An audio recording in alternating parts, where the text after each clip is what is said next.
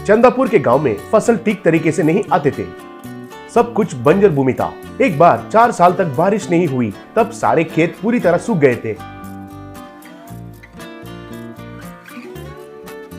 तब क्या करना है कुछ समझ में नहीं आकर सारे किसान एक जगह पर इकट्ठा हो गए। इतने में संतोष कहकर एक आदमी एक हाथ में मस्क मेलन्स और एक हाथ में एक बड़ा बैग पकड़कर आया। गांव में सब लोग उस नया आदमी के ओर अजीब से देखने लगे। सबको प्रणाम। आप सब इधर क्यों इकट्ठा हुए हैं ये मुझे पता है। ये समस्या खाली आपका गांव में ही नहीं बल्कि अगल बगल गांव का परिस्थिति भी यही है। मैं आपका समस्या का परिष्कार करने के लिए ही इधर आया हूँ। ये देखिए मेरे हाथ में ये फल जो है ना, यही समस्या का परिष्कार है। गांव वालों को वो फल क्या है समझ में नहीं आया। अरे तुम जो कह रहे हो वो हमें कुछ भी समझ में नहीं आया। तुम्हारे हाथ में जो है उसे हम पहले कभी नहीं देखा। इनको मस्क मेलन कहते हैं। ये खाली जापान में ही उगते हैं, बहुत मीठे रहते हैं और बहुत महंगे भी हैं। आजकल ही वैज्ञानिक रिसर्च करके हमारा चंदापुर का तापमान इन मस्क मेलन्स को उगा सकते हैं कहकर पता किया। इसलिए मैं आपके पास आया हूँ। इनको अलग तरीके का मिट्टी की जरूरी है।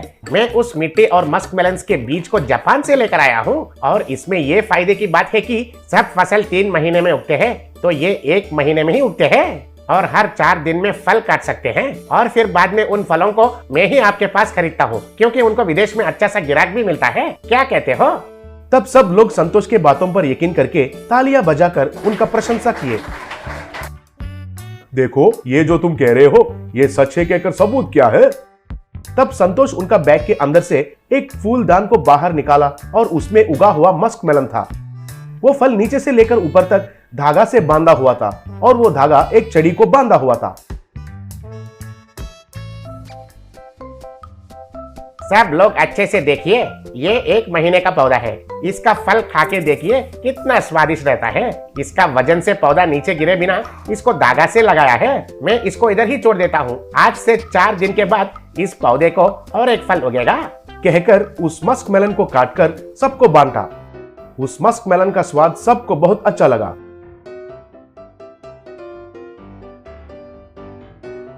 चार दिन के बाद हम इधर ही मिलते हैं। तब सब लोग संतोष के बात का यकीन किया।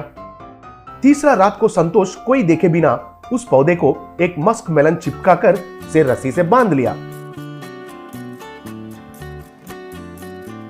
अगले दिन सुबह सब लोग आकर पौधे को उगा हुआ मस्क मेलन को देखकर हैरान रह गए।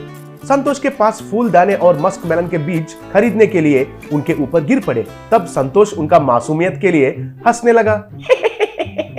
पागल कहीं के। एक फूलदान को 5000 में बेचा। तब संतोष मन में, अरे वाह, उस रतन येड़े के वजह से मेरा प्लान पूरा खराब हो जाएगा सोचा, लेकिन ये पागल लोग मेरे बात पर पूरा विश्वास किया। ऐसे सोचा। जो भी उनके पास खरीदे थे वे किसान बहुत उत्सुक होकर उन बीजों को बोझकर फल उगेंगे कहकर इंतजार करने लगे। 1 महीना गुजर गया। उन फूलदान में कुछ अलग से पौधे उगे थे। कितना दिन इंतजार करने से भी उसमें कुछ फल नहीं उगे थे।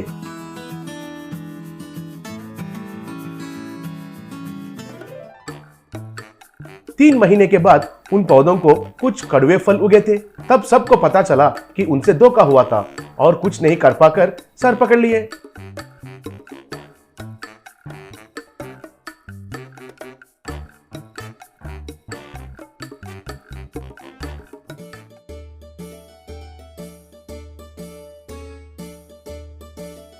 कुछ दिन गुजर गए। एक दिन रतन संतोष को पकड़कर गांव लेकर आया।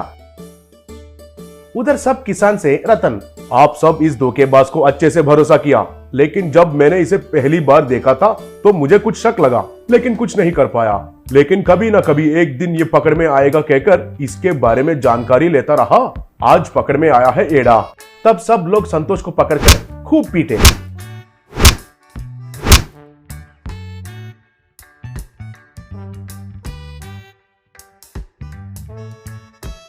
देखिए, ये हमें धोखा दिया है, लेकिन हमें मस्क मेलन कहकर एक नया फल का परिचय किया है। हमारे जैसे क्षेत्र में इस मिट्टी में ये फल के पौधे उगते हैं, लेकिन हमें थोड़ा ध्यान से उगाना चाहिए।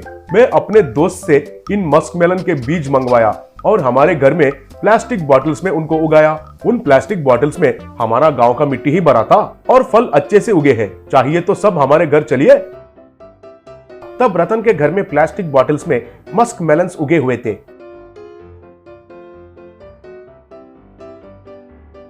तब सारे किसान उनको देखकर तालियां बजाकर रतन का खूब प्रशंसा किया। रतन के मदद से उस गांव का किसान प्लास्टिक बॉटल्स में मस्क मेलन फार्मिंग करके अच्छे से कमाने लगे।